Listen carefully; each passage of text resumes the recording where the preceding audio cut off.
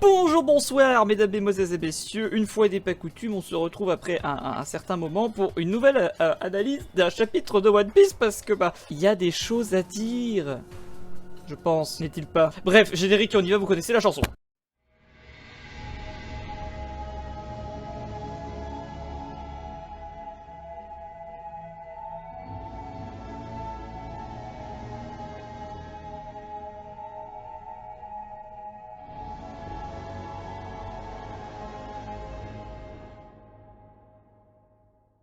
Commençons avec la famille Figarland, en la personne de Shamrock, notre cher trèfle.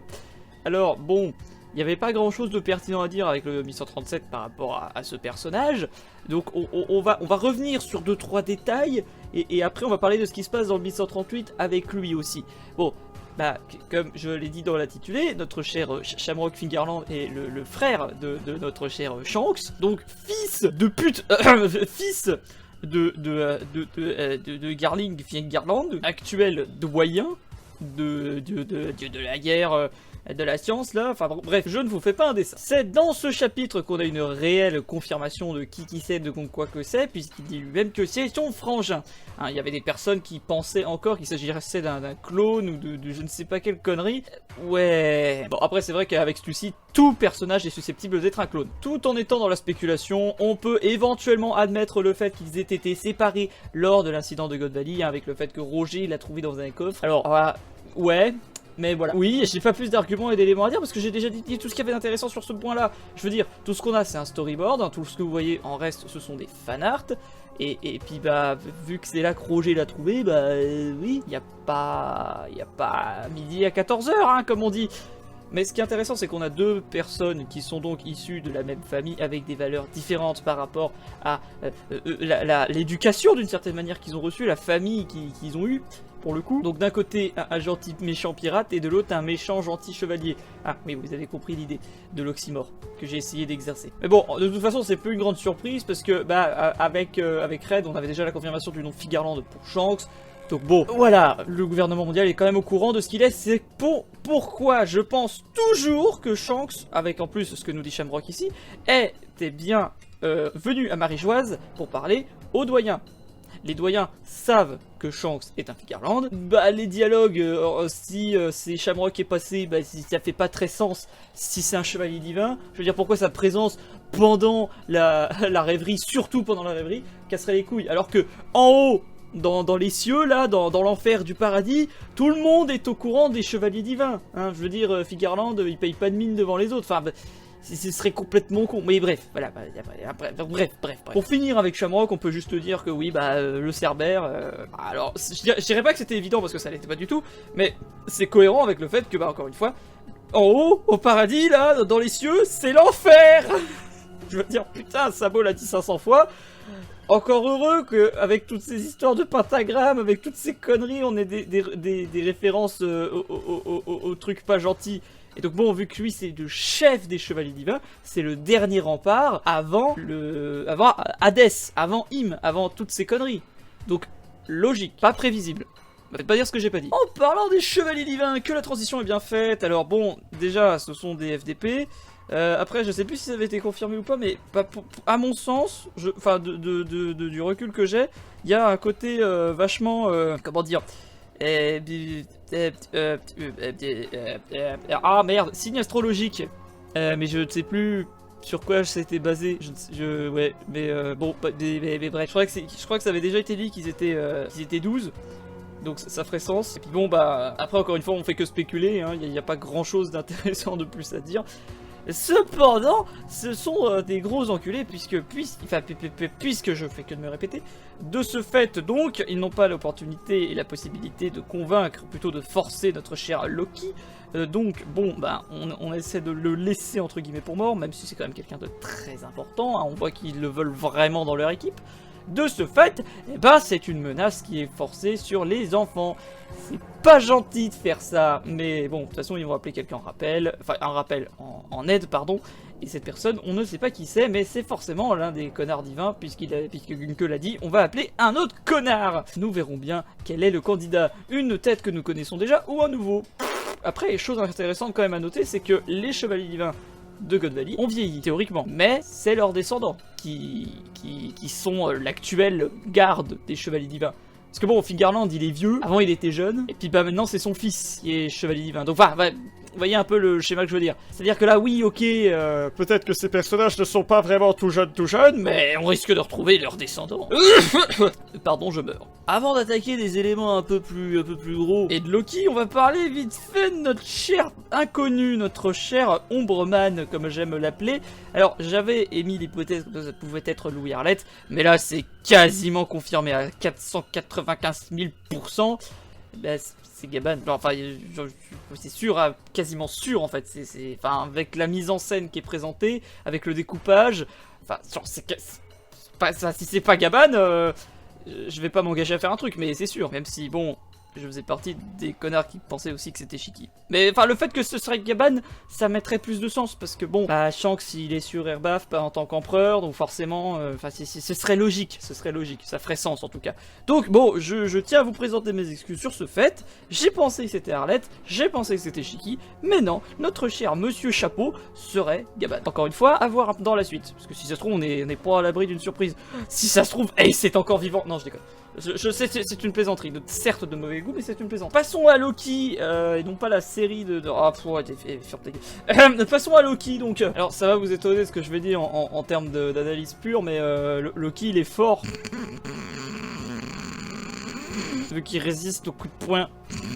Pardon. Non mais en tout cas là on a vraiment de plus en plus de confirmations parce que c'est des choses que j'ai pas pu dire dans les anciennes analyses puisque bah il n'y avait pas d'analyse là-dessus. Mais Loki c'est vraiment ce Luffy inversé au niveau du reflet. Je veux dire c'est un Luffy, il a les valeurs de Luffy, il a l'idée d'un Luffy mais pas non plus tout blanc quoi. Mais quelque chose qui est présenté ici c'est sa loyauté envers ses copains. Certes il les a laissés crever mais il va les venger. Enfin en tout cas il a le désir de les venger. C'est pour ça que je pense que, et vous verrez après aussi pourquoi avec cette histoire de fresque, hein, oui, si vous êtes là, vous savez très bien de quoi on va parler après, mais voilà, il y a cette idée aussi comme quoi il pourrait être un adjuvant à Luffy, même s'il menace quand même de provoquer une espèce de destruction, n'est-il pas? Mais on va revenir aussi là-dessus pourquoi après. Mais pour parler un peu plus de notre cher Loki en lui-même, il a les yeux bandés, mais il voit. Oui, c'est un détail con, mais c'est un détail, enfin je veux dire, il reconnaît le fait que physiquement Shamrock ressemble à Shanks, donc il voit. Et là vous allez me dire, oui mais peut-être que comme Fujitora, ou n'importe quel autre personnage, qui ne voit pas bien, il a un très fort fluide de l'observation, je ne sais quoi. Alors, on a eu une révélation de comment Fujitora imaginait Luffy physiquement, c'est pas que ça ressemble pas, mais si en fait, donc bon, si Shanks et Shamrock sont bien...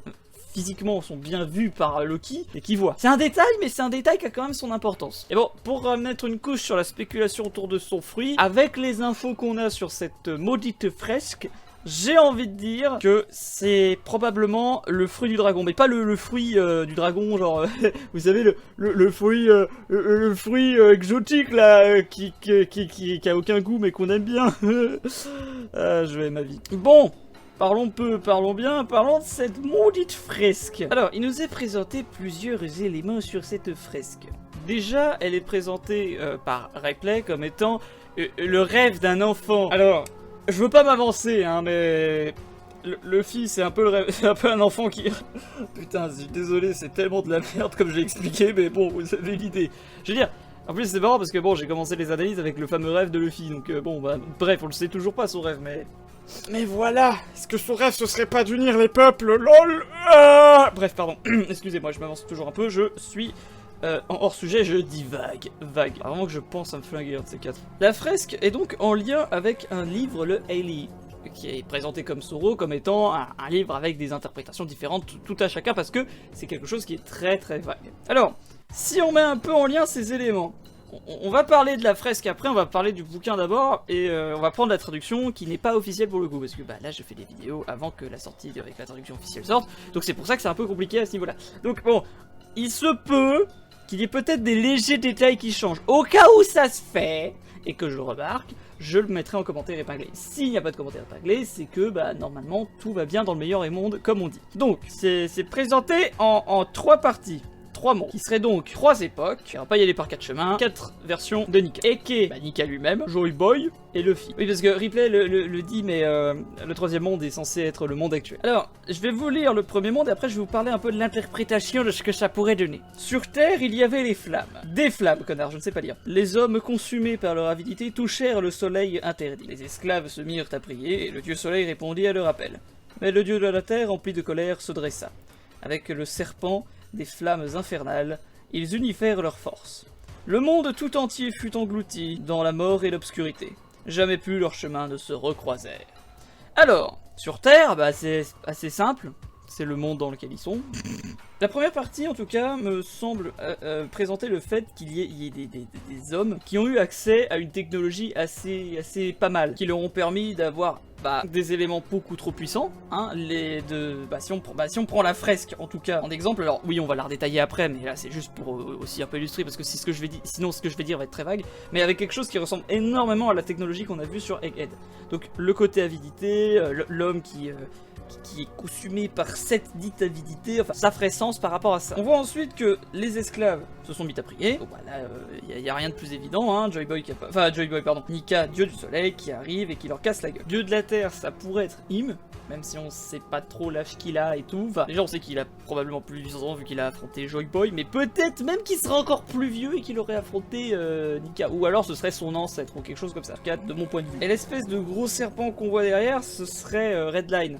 Qui ferait justement la séparation des deux, pas du monde quoi. Vous voyez que le fait que c'est englouti, et plus jamais leurs chemins se croisèrent parce que Nika fut niqué. C'était très beau fait, j'en suis pas désolé. Pour ce qui est du 2e monde, dans le néant un souffle prit vie. Bah là c'est un souffle. C'est genre Joy Boy qui arrive, je pense. Le dieu de la forêt qui envoya ses démons. Bah ça c'est tout connement l'arbre fruit du démon. Donc dans le fait actuel que cette fresque soit sur Erbaf, il peut s'agir de l'arbre monde qui est normalement dans la mythologie Yggdrasil. Alors je sais plus si dans One Piece il s'appelle aussi Yggdrasil, mais en tout cas ce serait cet arbre là. Et les démons, bah c'est tout connement les fruits du démon. Donc les rêves des hommes du passé, leur pouvoir qui se matérialise en ces fruits. Comme nous l'avait expliqué d'après une théorie, notre cher Vegapunk. Le soleil qui répand la guerre et les flammes, bah, c'est Joy Boy qui combat les pas gentils. Peuple de la demi-lune et peuple de la lune. Alors, je pense que facilement, on pourrait se dire que c'est tout connement les espèces de lunaria et tout. Enfin, pas les lunaria, mais les lunaria du coup, et puis l'espèce de peuple qui vit sur la lune. Mais j'avoue que celui-là, je suis pas trop sûr, et j'ai pas trop envie de m'avancer avec. Mais du coup, bah, je sais pas. Genre, lune, ça pourrait être vraiment le peuple de la lune, ou les lunaria.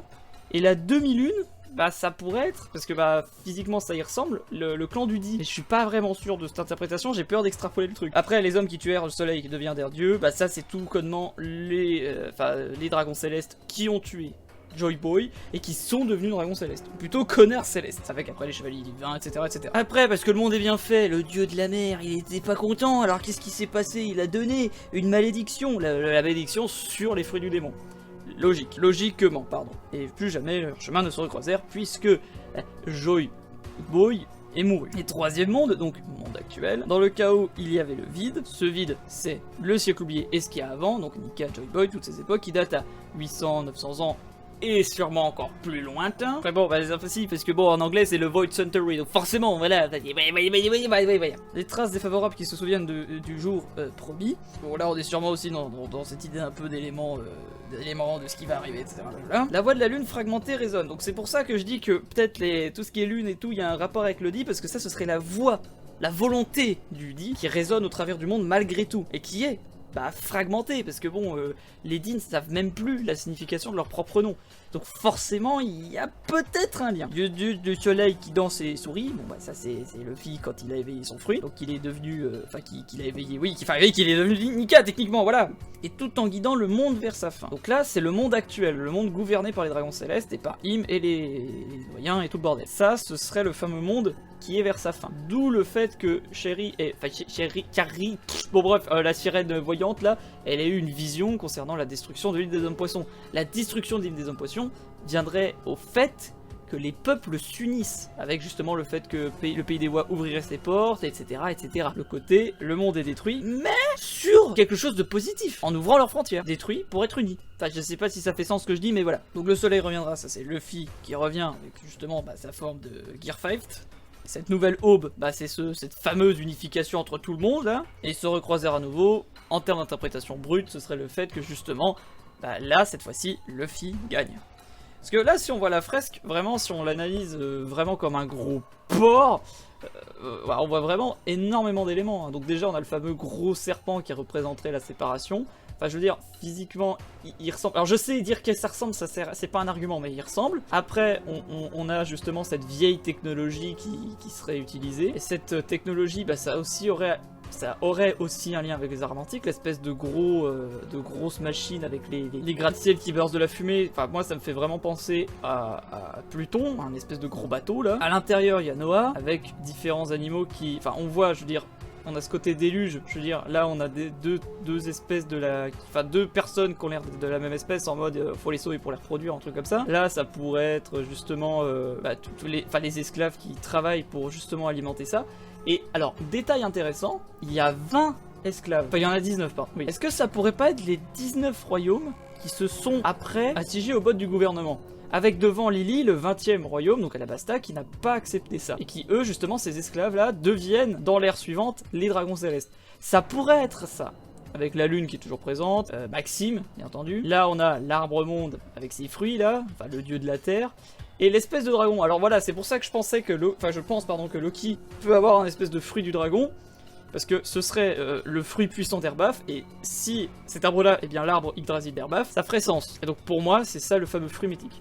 Ensuite, on a vraiment genre tous les peuples, donc là vraiment, genre ça se voit, t'as Lunaria, t'as Minx, t'as Tontada, t'as les géants, t'as l'air d'avoir les anciens, enfin des géants anciens même avec leurs cornes comme ça là, enfin ça pourrait même être Loki, dans l'ère actuelle, on a Emmett qui pourrait, avec la tronche que tient Franky, pourrait être Franky aussi, enfin je sais pas pourquoi je dis ça, mais bon ça pourrait être le cas, ça ferait, enfin on a tous les peuples qui sont vraiment unis, donc je veux pas voilà non plus vous faire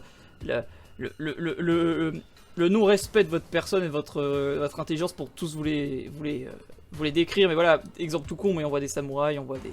Enfin, voilà, vous voyez très bien, c'est plusieurs peuples, c'est tous les peuples qui s'unissent avec Joy Boy, donc le Luffy actuel, pour péter la gueule de cette grosse créature qui tient le soleil, donc qui tient le pouvoir du coup du Mother Flame. Puis même dans l'espèce de galère, le bateau qui est en bas de cette grosse ombre qui pourrait être de ce fait, bah ce qui me fait un peu marrer, c'est que dans le bateau, alors il y a un gars à l'extérieur, ça, mais dans le bateau en lui-même, il y a 5 personnes. 5 doyens. Et là, on pourrait me dire, oui, mais du coup, il y a un 6ème gars. Ouais, bah, techniquement, il y a eu 6 doyens avec Fingerland. Et en vrai, tout colle un peu parce que, ben, on aurait Pluton, on aurait Uranus et on aurait Poséidon sur la fresque. Enfin, tout mènerait sur ça. Et donc, en gros, ce serait ça, la grosse bataille finale. Ce serait tous les peuples avec Luffy qui réussit à les unir, qui défonce cet enculé de Im. Voilà. Ainsi concluent les choses et affaire à suivre. Bonjour, laisse un commentaire, laisse un like et abonne-toi à la chaîne. Allez, au revoir.